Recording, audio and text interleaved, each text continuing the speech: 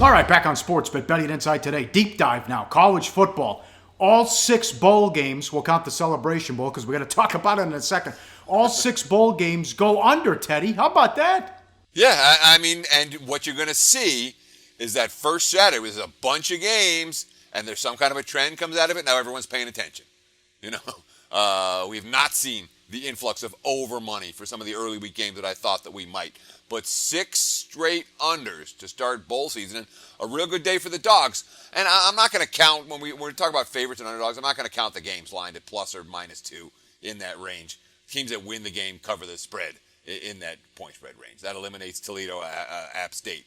But the dogs went 3-1, 2 of them straight up victories. Southern Miss, the only chalk to cover. And, of course, the Golden Eagles, they were the first team we talked about when we did our bowl strategies that are going to make you money segment, the deep dive last Wednesday. That point spread trend, the bowl ATS trend that makes sense angle, that was 43-21.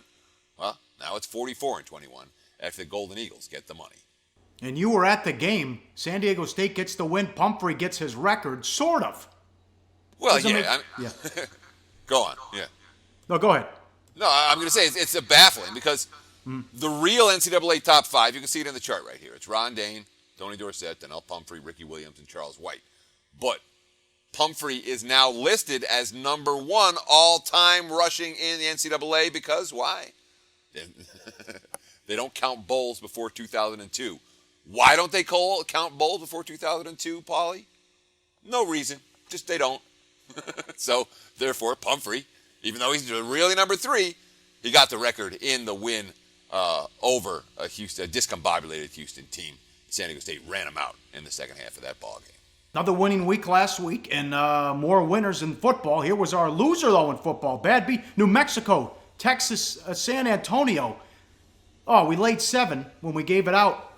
They scored with 24 seconds left. There was a bogus PI call on 3rd and forever, and that was a tough beat as another team in through the back door.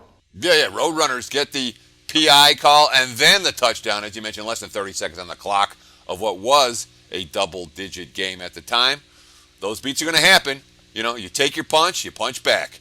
What are you going to do, Paul? Hate to lose those type of decisions, but they will happen. It doesn't matter what you do. You're going to take beats in some of these games. In bowl season, sometimes they punch you kind of hard. Be wary and don't let your emotions go crazy.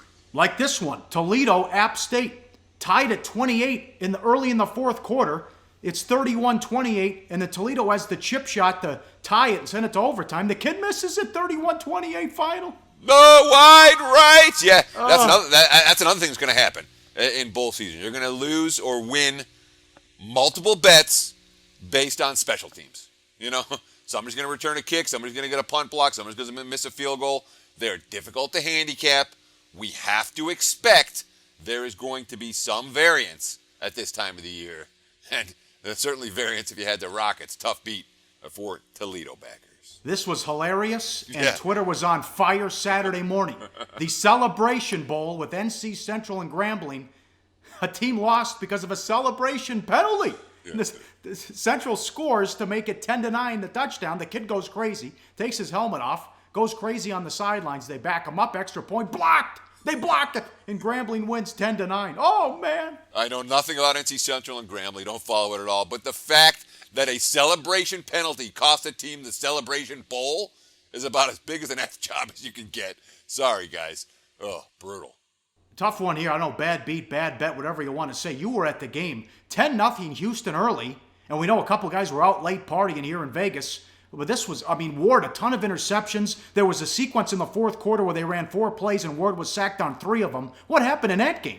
Once the San Diego State got the momentum, and it came out in the third quarter. It was, Ward drove him down just outside the red zone, picked. Next drive, Ward just outside the red zone, picked. Next drive, Ward, pick 6.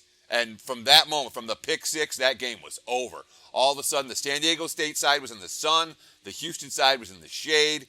And it was, they were, you could stick a fork in the Cougars. They were waiting for the clock to tick, and it was a big celebration for the Aztecs. So it was one of those games, the momentum shifted, and when it shifted hard. You can see me smiling in this pick here, Paulie. That was when things were going good for the Cougs. That was early. See, still sunlight on that side. It wasn't that way late in the game. How about the guy who tweeted at you? Yeah, it's kind of funny. I love it. Richard Belzer, Paulie. Alex Vance sent a tweet. Law and Order SVU? LVPD? He thought that I look a little bit like Belzer there. Do I? I suppose I do a little bit, Paulie. I see it. Who's Yeah, I your see it. celebrity Yeah. doppelganger? Yeah, Christian Slater, I hear a lot. Oh, yeah, that'll work. Let's see if we can get a Christian Slater. Oh, there. Bam, there it is. Yeah. Oh, yeah, sure. He's got a shave, though. I never see you walking around unshaved. Yeah. Hey, guys, for the full video, go to sbrpicks.com. Go to sbrodds.com. Browse, compare, and shop live odds available at top online sportsbooks.